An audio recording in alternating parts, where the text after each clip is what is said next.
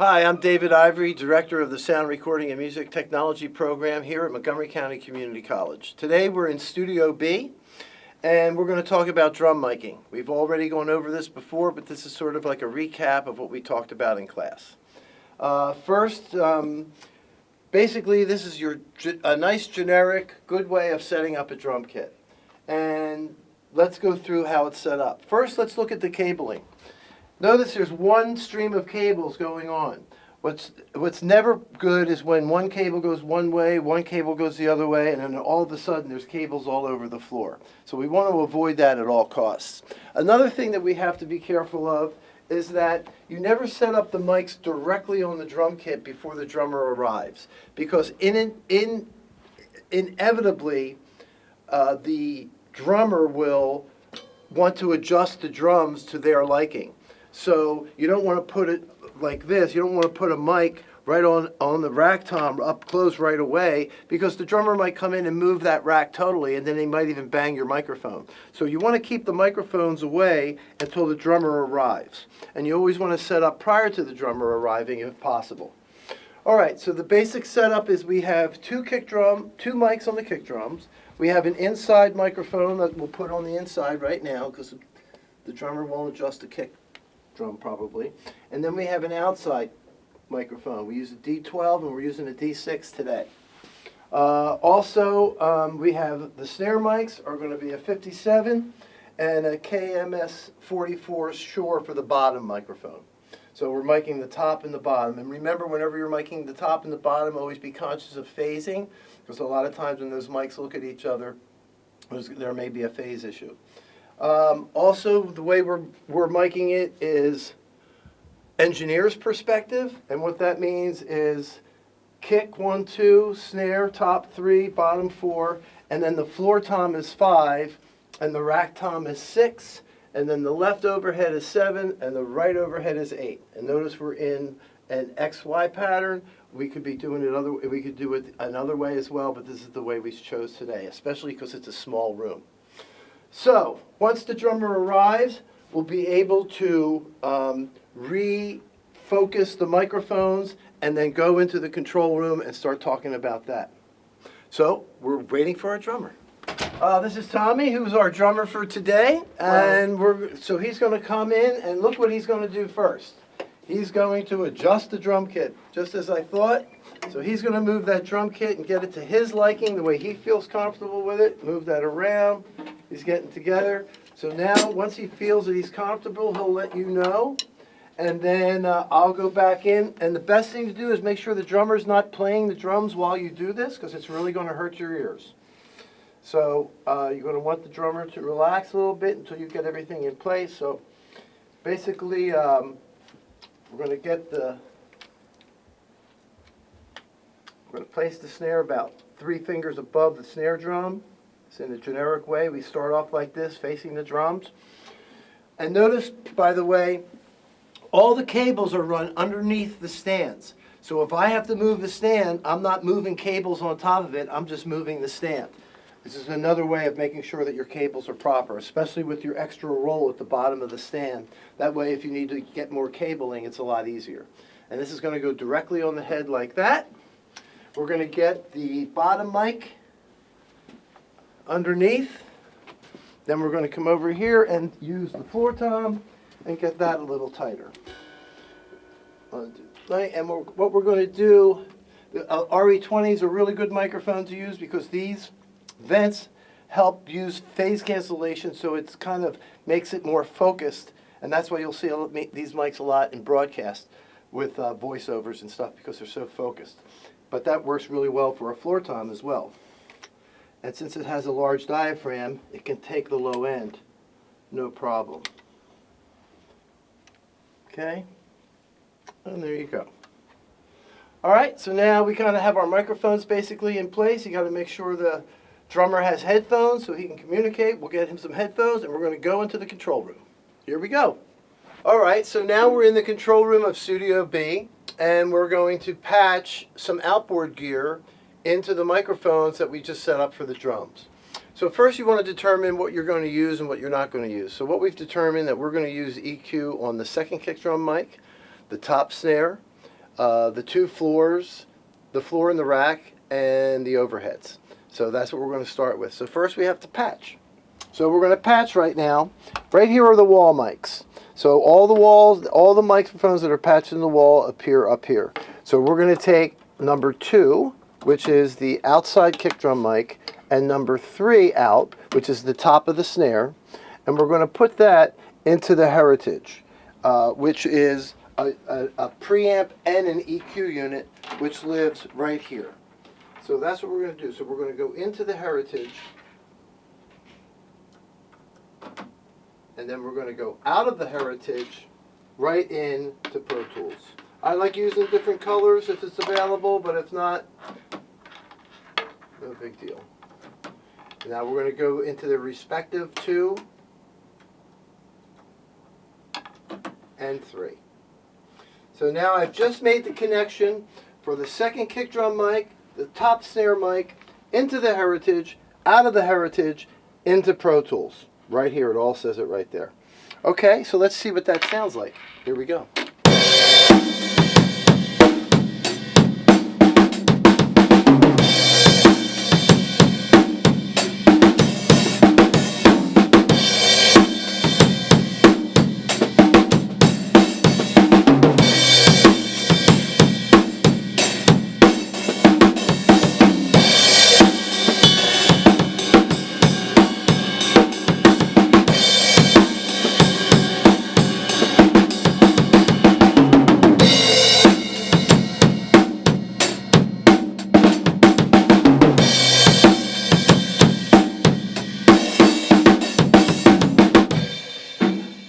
Okay, so what I like doing is, a lot of people might want to just check the sound to make sure the microphone's working with the drummer, but I also like to have them play, because sometimes when drummers do sound checks, they don't play it at the same volume or the same way they do when they're actually playing a song. So I have them actually start off by just playing the kit just normal. Hopefully they're playing the song that you're about to record. That would be obviously optimum. So now that he's playing, what we're going to do is a combination of just volume, meaning just preamps, and we're going to do a combination of EQ and preamps. So as I said, we're only going to use this EQ for the second kick drum mic. So the first kick drum mic, all we're going to do is turn the volume up.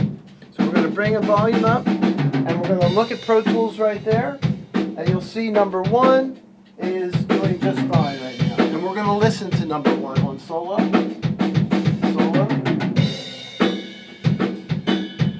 Up so you can hear it. Alright, so that's going to give us our low end. And we're not going to really mess with that. We're just going to use it natural the way it is. Now what we're going to do is add that second kick drum. First we're going to solo that second kick drum by itself.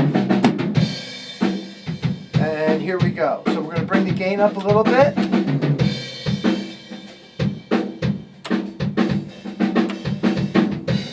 And then we're going to bring the volume up. So we've determined that the second kick drum mic is what we're going to run through the Heritage, which is its own preamp and its own EQ. So we don't need the preamps down here, but we do need it in here. So first, we're going to start with kick drum mic number 1, which we're just going to do volume. So this is the first kick drum, and as you can hear, we have it coming through, and that sounds fine. So now we're going to use the second the EQ for the second kick drum mic.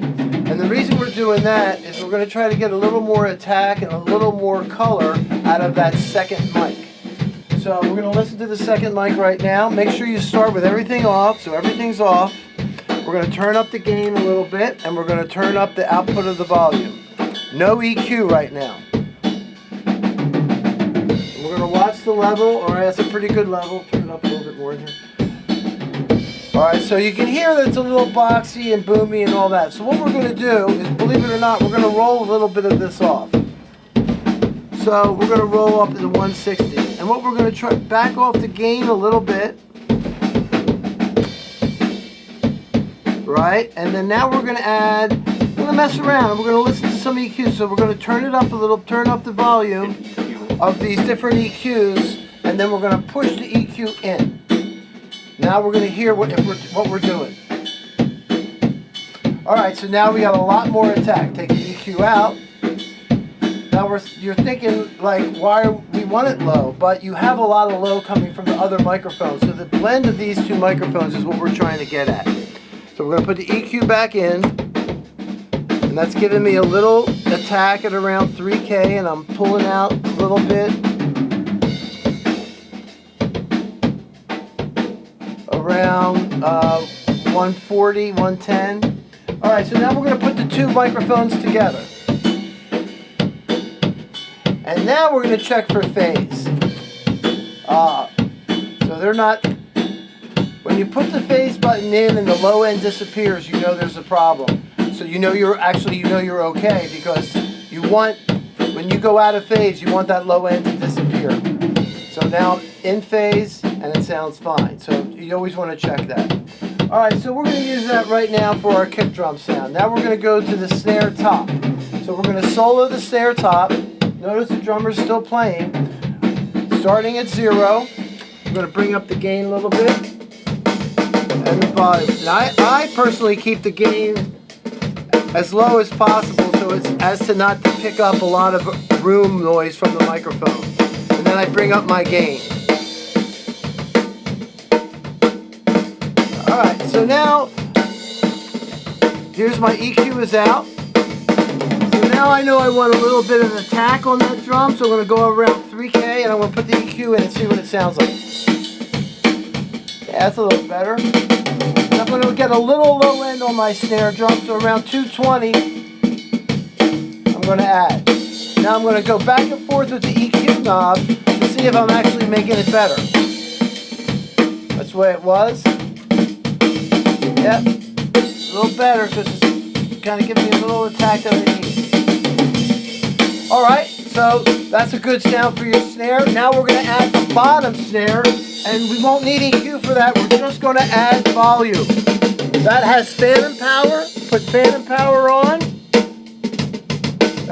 We're going to bring the volume up. Now, you can hear it, all of it. We don't need much of it. Now we're going to check just the snare drums to see if they're out of phase. And you see it is. So in other words, when I hit this phase, the sound's even better and stronger. And that's because the two microphones are facing one another. The top mic and the bottom mic are facing one another, and there's a lot of potential for being out of phase. So be conscious of that. Alright, so we have the two kick drum mics, we have the two snare drums. Now we're going to stop the drummer. Good, stop for a sec. Alright, and now what we're going to do is have him do the tom-toms. So what we're going to do first is patch these Joe Meeks, which are an old school kind of processor. It has a preamp, so we won't need the preamps down here. So they have a preamp and they have a built-in optical compressor and a built-in equalizer for each channel. So we're going to use these on the tom-toms. So let's patch them in. So Nate's going to patch him in. He's going to take him out of the wall. So if you remember, we had kick 1 and 2, snare top and bottom 4. So the floor tom's going to be 5. And the rack tom's going to be 6. So he's going to go out of 5, and he's going to go into the input of the Joe Meek here on the left one, and then this will be the rack. So this will be the floor tom, and this will be the rack. Now, these are a little noisy because they're old analog boxes, and you know, you kind of got to get used to that sometimes when you deal with old analog equipment. So we're going to try to get through that and see just how noisy they are until we can get them to behave properly. Alright, so we're going to communicate with the drummer. Could you play the floor tom, please? And we're going to solo the floor tom and unsolo everything else and take a listen. Alright, so I have everything out right now. Here's my mic pre. You see it just touching the peak a little bit. So right now I'm going to try some EQ. Put my EQ in, some mids. So this has a parametric on the mid, and then it has a shelf at 80 Hertz and at 12K. And let's try the compressor just a little bit. too much, just a little bit. Fast attack. All right, so that's your floor tom. We got play it, good signal. Now we're going to ask him to go to the rack tom. Rack tom there. Solo, please. Mm-hmm. Okay, so this is the rack. And what we're going to do is add a little 2K, bring some volume up, a little low end here, a little high end up there on the 12K just to give it a tack, and you can hear how that's going to sound by taking this out. So that's with nothing, and that's with the EQ. And again, we'll do just a little touch of compression. All right, so now what we're going to do, as you can tell, it's a little noisy, but we'll wiggle it until it gets right. Now let's have him play a fill. Let's play a fill. Do rack floor and rack sweep. Go ahead, and pan them. One more time. All right, all good. We're going to take the solos off and listen to the kit as we have it right now. Ask him to play. Okay, just play the same thing. All right, so now we have our fundamental drum sound going in. And now one thing that's left is the overhead. Okay, so we can stop it now. Stop. Okay, so the overheads, we're going to try to do something kind of cool and groovy. We have this great Neve compressor. It's really a mastering compressor, but it can be used for a lot of things. So we're going to put it today on the overheads, and then we're going to also have this 2/3 octave equalizer, this JBL, that we're going to run it through. So because neither of these are a preamp, we're still going to need the preamps that are existing down here in the unit here down here.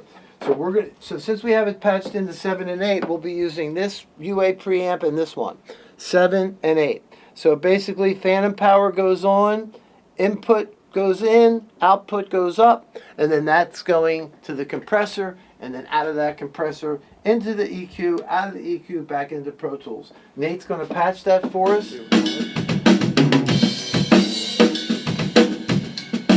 Okay, so now that we have the drummer, we're going to stop the drums now. Okay, stop for a sec.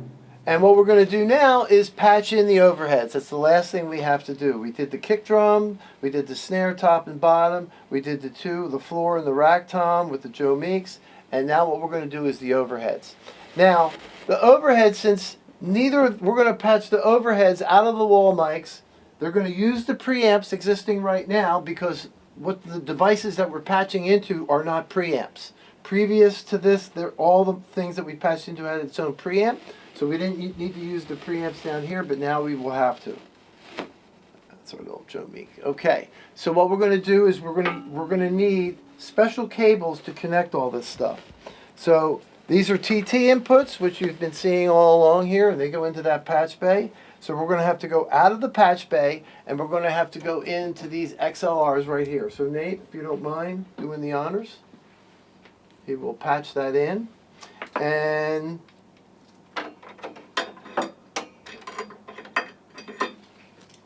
so that's going to be coming. So Walmart mic 7 and 8 are going into the UA preamp 7 and 8. Out of the UA preamp 7 and 8, it's going to go into the Neve. Out of the Neve, it's going to go into the 1215 JBL equalizer, and then it's going to go back into Pro Tools. So here's that, and then I'm going to patch these in. This is left, and this is right, and then all this is so we can get back into that patch bay. All right, so this is left, and that goes into the JBL.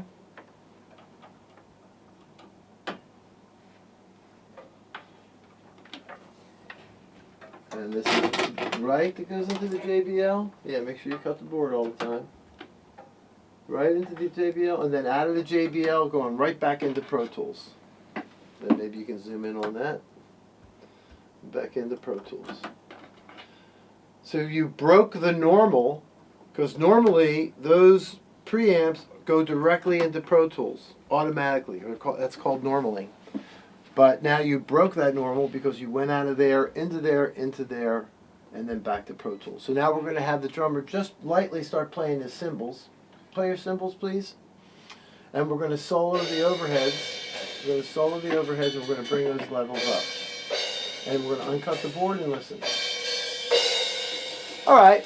And we're not going to do a lot. We're just going to do a little bit, but we have levels. So now we're going to ask the drummer to play again. Okay, just play that same beat that you're doing. Now, everything is bypassed right now. So what we're going to do is we're going to take the bypass off, and we'll be able to start seeing our gain reduction. We're going to turn up the console so we can really hear this. And we're going to take the threshold down a little bit, and we're going to take just a little bit of compression. That's all we're going to use. And we're going to set them the same, even though they're locked. We're going to block it in stereo. Compressor in, compressor out. You'll be able to hear the difference that you're making. And then we're going to go down to this EQ. Just softly bring some high end up. Not much, just careful. And then maybe roll a little of the low end off. And now what we're going to do is lift into the whole kit.